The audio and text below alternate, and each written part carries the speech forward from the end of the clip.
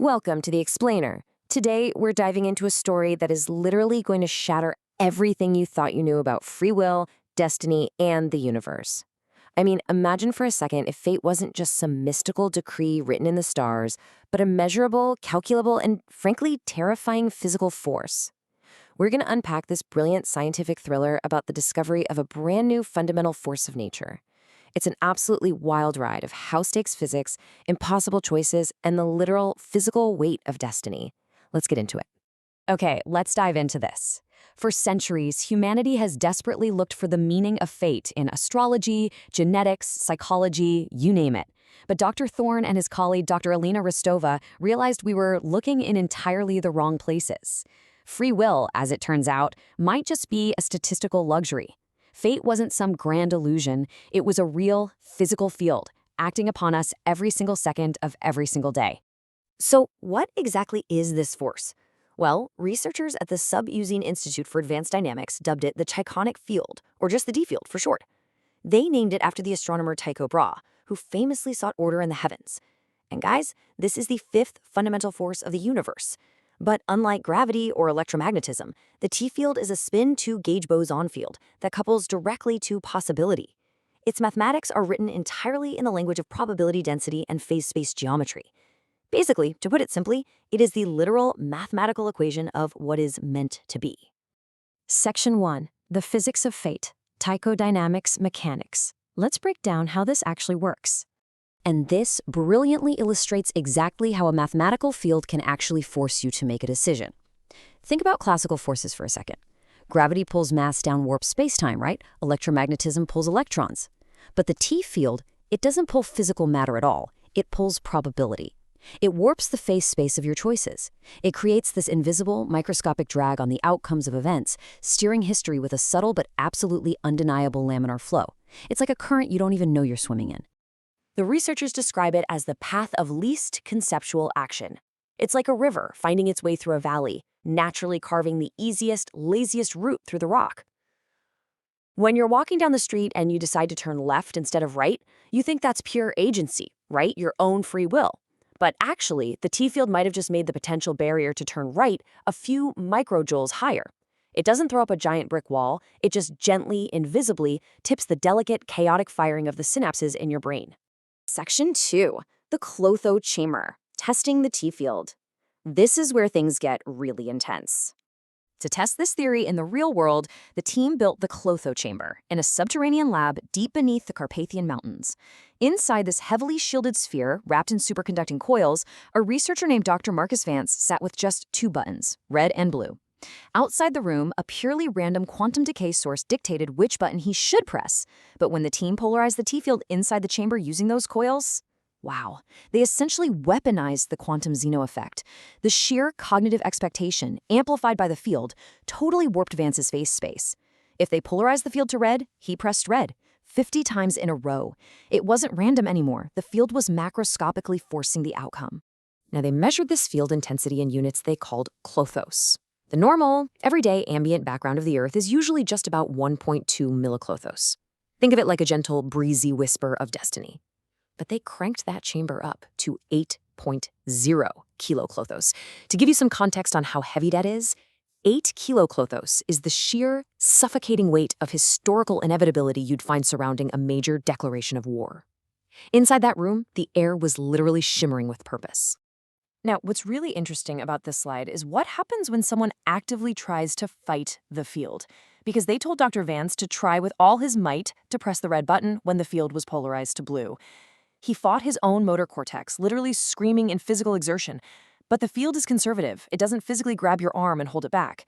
Instead, the universe uses pure chaos. A tiny power surge fluttered an air vent, a microscopic speck of dust flew perfectly into Vance's eye, causing a violent sneeze, which caused a muscle spasm, which slammed his hand down on the blue button anyway. The universe simply cheated. And fighting the field is wildly dangerous. Dr. Thorne explains this terrifying concept called decisional Bremsstrahlung.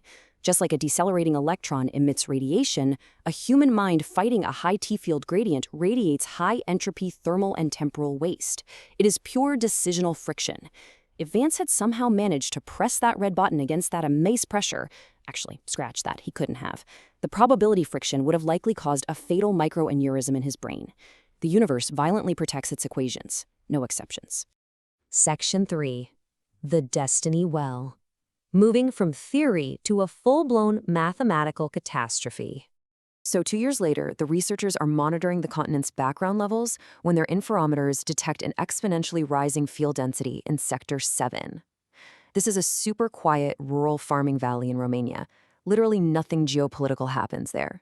Yet, the field strength hits 30 kiloclothos and just keeps climbing. It's forming what they call a destiny well, a mathematical catastrophe where local space-time becomes rigidly, unstoppably deterministic. Anyone caught inside loses their agency entirely and basically becomes a biological automaton, just executing a pre-calculated fate. Thorne and Rostova immediately drive into Sector 7 with a prototype decoupler device to investigate, and as they enter the zone, the ambient randomness of everyday life just dies. The symptoms are so chilling. They see flocks of starlings flying in terrifyingly perfect, synchronized military formations. Cars on the highway are spaced exactly 15 meters apart, never speeding up, never slowing down. The drivers are just staring straight ahead with this placid serenity, perfectly surrendered to the field's geodesic path. It's incredibly eerie. And then they find the epicenter of this massive convergence at a completely random rural railway crossing. Look at this terrifyingly orchestrated sequence. A bus driver's alarm clock is exactly 3 minutes late. A rusty nail slows the bus down on the road. A train engineer miles away sneezes. Millions of tiny, seemingly independent, chaotic events are being orchestrated perfectly by the field so that a yellow school bus stalls on the tracks at the exact microsecond a massive freight train arrives. So the crucial point is, why? Why is the entire universe conspiring to crush a random school bus?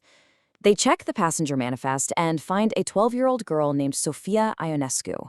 She possesses a super rare genetic mutation that means in 20 years, she is mathematically destined to solve room temperature superconductivity. She is the literal catalyst for the next massive industrial revolution. Section 4. Defying the field and the desperate attempt to break destiny's grip. Dr. Thorne and Dr. Rostova arrive at the tracks to watch this cosmic assassination unfold. And the conflict here is brutally simple. On one hand, the universe is acting like a lazy thermodynamic engine. It vastly prefers a low-entropy, highly predictable future where humanity just kind of stagnates. It's easier math. But Sophia's future represents a massive, unpredictable surge of high-entropy possibilities. The universe is literally trying to kill a 12-year-old girl just to save itself the thermodynamic trouble of calculating a more complex timeline. But Thorne refuses to let the universe just cheat like this. He hauls out their portable decoupler, this incredibly dangerous backpack-sized device designed to project a high-frequency anti-phase wave. The goal? To neutralize the crushing 52 kiloclotha field and create a tiny 10-meter bubble of pure quantum indetermination right around that stalled bus. It's basically a Faraday cage for the soul, trying to forcibly break the iron grip of destiny. As the train comes barreling down on the bus, they fire the decoupler up, and the result is totally explosive. A blinding violet flash of probability collapse scorches their optic nerves. They are hit with the intense, blistering physical heat of decisional friction, and Thorne experiences agonizing mental pain as every alternate version of himself collides in his brain all at once. But the bubble works. The field's grip completely shatters. Inside the bus, the driver suddenly snaps out of his trance, screams in terror, throws the bus into reverse, and clears the tracks by mere inches as the train roars past. They actually did it. They rewrote the future. Section 5. The Cost of Choice. Balancing the Equations. They saved Sophia. But remember, in physics, every action has an equal and opposite reaction. Let's move to Fangchen and see how this builds into something truly devastating, because the T-field is strictly conservative. Probability, much like energy, cannot simply be destroyed. They just blocked a 52 kiloclotho event. That massive inevitability gradient had to go somewhere. The universe had to balance its equations. Look at this horrifying balance sheet. In the saved column, we have the 14 children, Sophia's brilliant future, and the entire next industrial revolution. But look at the lost column. The exact microsecond they stopped the train, all that dispersed probability surged back along their own line of research. The main Clotho chamber back at their underground institute suffered an unexplained power surge. The facility completely exploded, destroying all the research and killing Dr. Vance and 3 technicians. The universe balanced its books by taking the lives of their friends and destroying the very technology capable of ever defying it again. Jump forward 5 years. The research is classified forever, buried away, and Thorne and Rostova are living in quiet retirement. But their sacrifice was definitely not in vain. The ambient background field of the Earth remains a peaceful, beautifully chaotic 1.1 milliclothos, allowing people to freely make mistakes and build lives out of pure randomness. And today, 17-year-old Sofia Ionescu just won the National Olympiad in Physics. Her future, and ours, remains entirely unwritten. The universe is always going to try to pull us toward the quiet, easy safety of determinism. But as long as there is a human mind willing to bear the intense heat of that friction and actually make a hard choice, the universe remains a place of endless possibility. So I want to leave you with this question as we wrap up this explainer. When you look at the choices in your own life, are you just a particle drifting lazily along the path of least resistance, or are you the perturbation in the field? Please like and subscribe.